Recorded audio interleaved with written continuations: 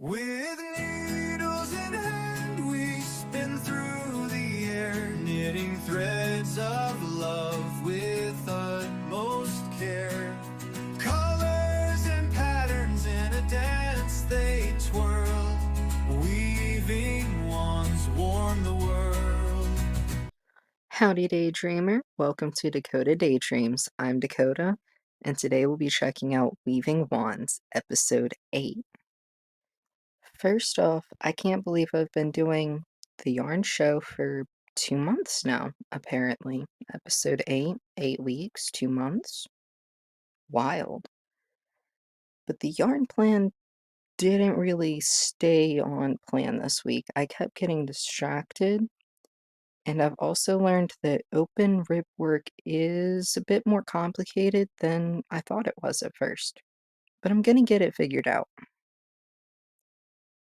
So, I didn't actually mess with the placemat at all this week. Might change that today. I did get some work done on a cowl. We'll check that out later.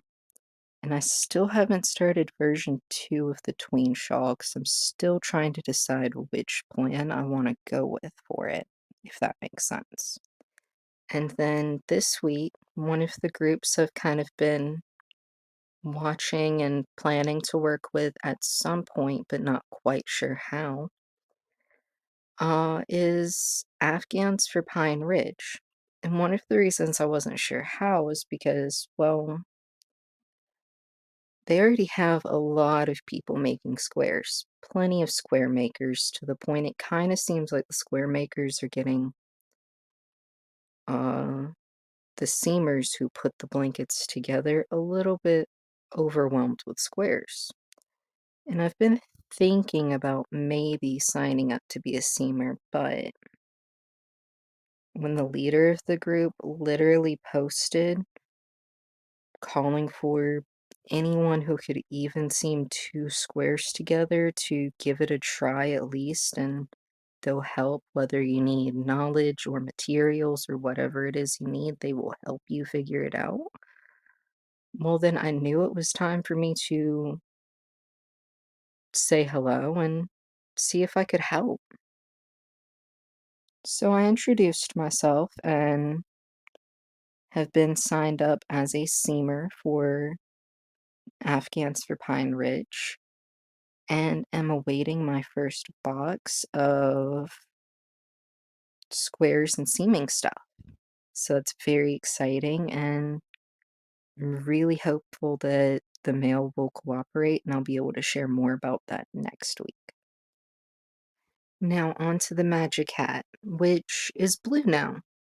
And that's because when I made it to the open rib section on the pink one, somehow I dropped several stitches in different spots around it and they went all the way down to the base. So rather than trying to pick that up, and I saw at least 4 different spots before I frogged it.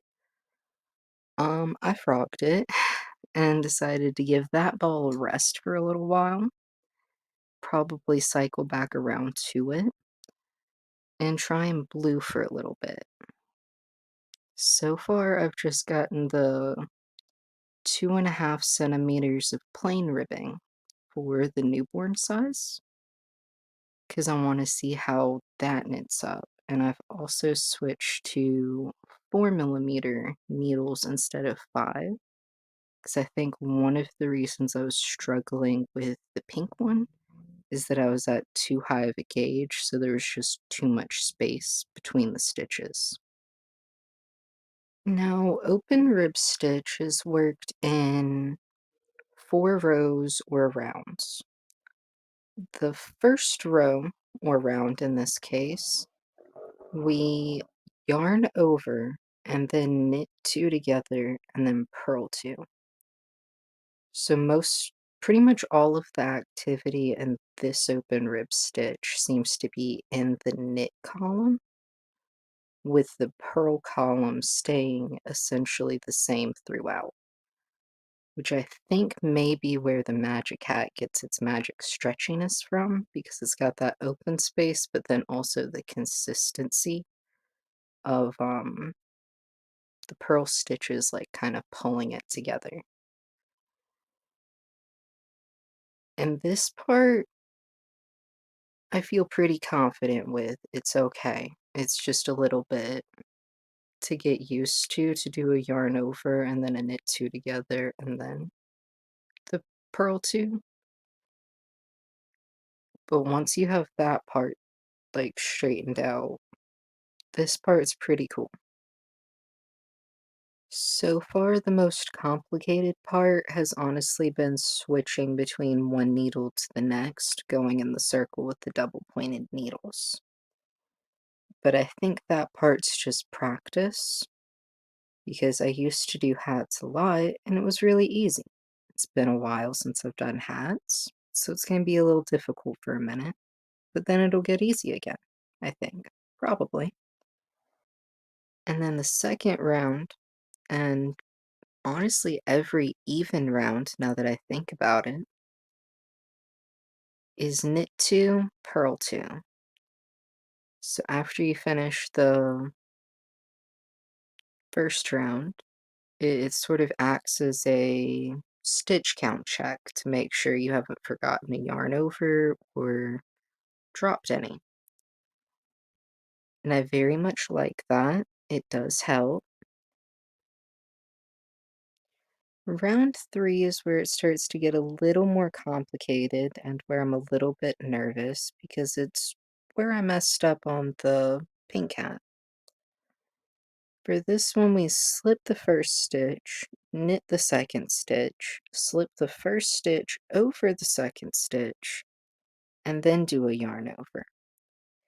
But we have to remember to do the yarn over the other way around because the next two stitches are purls. And this part gets a little weird for my brain at some points, and I have to be very, very careful not to try to do it too fast or forget to slip the stitch or move the slip stitch over the second stitch. And this is the part where I feel like I'm the most likely to forget a yarn over. But I have noticed that if I do, I can just pick up one of the bars and do like a make one stitch and kind of balance it out on the next row. And then in round four, I'm knitting two and purling two again, but I'm doing it very slowly and carefully just to make sure that I haven't missed any or lost a stitch from doing an unfamiliar stitch pattern in row three. Now, by the time I get about halfway through one hat, that's not going to be an unfamiliar stitch pattern anymore because the newborn size is 15 centimeters or about 5 to 7 inches, I think. I'm not great at the conversion, but I think it's close to there. Um, so it's going to be a considerable amount of fabric, and I'm going to get really familiar with that stitch in the middle of it somewhere. And I'm pretty excited because that's a new stitch pattern that I didn't even know I didn't know. And it's giving this really nice fabric that's got like decorative holes in it, but they're not like too big. They're just big enough to kind of add a little bit of space, a little bit more growth room. And when designing things or making things for the tiniest of humans, growing space is super important because they grow super quick. And I definitely want this to be something that's usable for like a very, very long time. So finding a new way to give fabric a little bit more stretch, very exciting. And I'm going to keep trying to work on it throughout the week when I have a little bit more time to focus, probably, and work on some of the other things that are a little more familiar while I'm on the go. If that makes sense. So far, when I've been on the go, I've been working on these cowls. And I have one that's already done. I just have to sew up a spot near the bottom of it where there's a little bit of a gap. Um, and then the other one, about halfway. But I'm thinking of waiting to sew it up until I have more of them done in case I need to do like a little bit of a batch on sew-ins and repairs. Um, because I still have a lot of this yarn left. And every time I've tried to make something larger out of it, it just doesn't feel like the colors match each other well. Because it goes from a light blue to a gray to almost purple blue to a light blue again. It's weird. So I'm just gonna do it in little things, and I'm thinking from how much yarn there is and how big these cowls are, I might get maybe 10 out of it, possibly more. But I'm also thinking of going to a lower gauge needle for the third one. Because while these look okay, the minute they're stretched, they're just a little more holy than I would want them. So I think I'm going to go down a needle size. I'm on a 3.75 now, so I'll probably try the next one on a 3.25 millimeter or even a 2 millimeter. I'm not sure yet. I've also been meaning to work on the placemat. It's been traveling with me in the craft bag. Um, but it seems like it's still been in timeout for getting tangled up that one time. I'm not quite sure why. But I might work on it some later today, honestly, just to kind of get it going again. Because honestly, after I transferred the needles, I just kind of sat it down and it's like, all right, it'll relax. And it's just been doing that. So I think I'm gonna get it out and try to work on that as well. Because I'm almost halfway through the second one, and then it's just 3 more. And the Project Legacy shawl is coming along great. I've been keeping this one at home just because I'm not sure what the yarn is, and it stays really humid around here, and I usually leave my knitting in the car. I don't want it to felt if it's pure wool.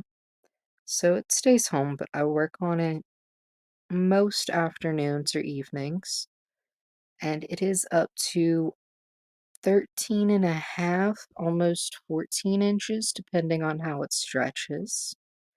So I'm really excited to see how much longer it gets because the yarn ball still, it might be a tiny bit smaller, but it still feels basically the same size. So I'm really excited to see how much I can make with just this yarn. So this week, I think the yarn plan stays the same. Try again to finish a magic hat. Try again to work the placemat back into working on stuff. And keep working on the cowls because it's a very thin yarn and they take a little while to finish just because each row is very little.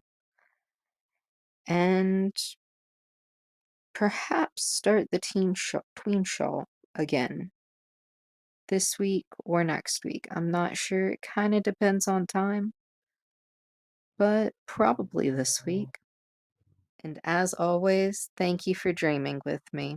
Please leave a comment down below so I can say hello. And check out my description for links to the different yarn groups that I'm a part of, because who knows, maybe you want to check them out too. And until next time, take care of yourself and keep your head in the clouds. Scarves and mittens born from string, they hold the warmth of songs we sing. Through the yarn, life stories are pearl, crafting magic to heal the world. Wrap them tight in what we made, a soft embrace that won't ever fade. Every stitch tells a tale of cheer, warm and near